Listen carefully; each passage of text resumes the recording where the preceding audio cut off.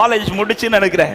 ஒரு நாள் காலையில் எங்கள் பழைய சர்ச், அப்போ இதுக்கு முன்னாடி இந்த சர்ச்சில் ஒரு பகல் நேரத்தில், ஒரு டிசம்பர் நேரத்தில் தான் இந்த சண்டே ஸ்கூல் ஆனிவர்சரிக்கு எல்லாம் ரெடி, பிள்ளைங்களாம் ப்ராக்டிஸ் பண்ணிகிட்டு இருக்கும்போது ஸ்டேஜில் எல்லாம் ரெடி பண்ணிகிட்ருக்கேன்.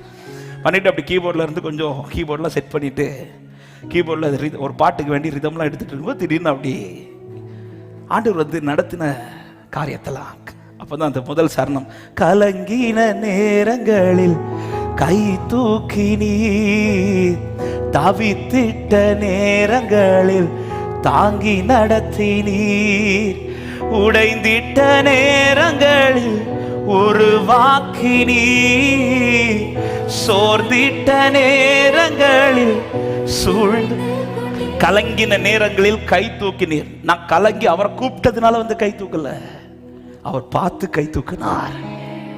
ஹல்லேலூயா. உடைந்திட்ட நேரத்தில் வந்து என்னை உருவாக்கினார். ஆண்டவர் என்னை உருவாக்குங்க, நான் கத்துனதுனால வந்து உருவாக்குனது, நான் உடைகிறேன் தெரிஞ்சு அவர் வந்து உருவாக்கினார். ஆமே. சோர்ந்து போன நேரத்தில் எத்தனை வார்த்தைகள் நம்மை தேடி வந்தது. யாராவது வார்த்தை தாங்கன்னு வந்து அழுதுருக்கோமா? இல்ல. ஆனா அழும்போது வந்து வார்த்தை தாராரே, காரணம் என் மேல் கர்த்தர் நினைவா இருக்கிறார் என்று விசுவாசிக்கிறவங்க கைகளை தட்டி ஆமென் சொல்லுங்க பார்க்கலாம். உலகமே எனக்கு எதிரா எழுந்த போது எனக்காக என் முன்னே நின்ற, உலகமே எனக்கு விரோதமா எழும்போது நான் என்ன நினைச்சேன்னா அவரும் எனக்கு விரோதமா தான் இருப்பாருன்னு. அதனால நான் அவரை கூப்பிடல. இவங்களே எனக்கு விரோதமா இருக்கும்போது எப்படி ஆண்டவர் எனக்கு பக்கத்துல வந்து நிக்க போறார்? ஆனா நான் நினைக்காத ஒண்ணு நடந்துச்சு.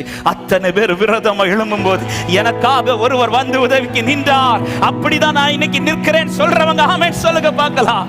ஆமென். உலகமே எனக்கு எதிரா எழுந்த போது எனக்காக என் முன்னே நின்றவரே, தினமுந்தன் கிருபைக்குள்ளா மறைத்து வைத்து எதிர்த்தவர் முன்பாக உயர்த்தீரே, தினமுந்தன் கிருபைக்குள்ளா மறைத்து வைத்து எதிர்த்தவர் உயர்த்தினீரே, தினம் தினம் நன்றி சொல்லு, நினைத்து தினம் நினை. ஒரு பாவியான ஸ்திரியை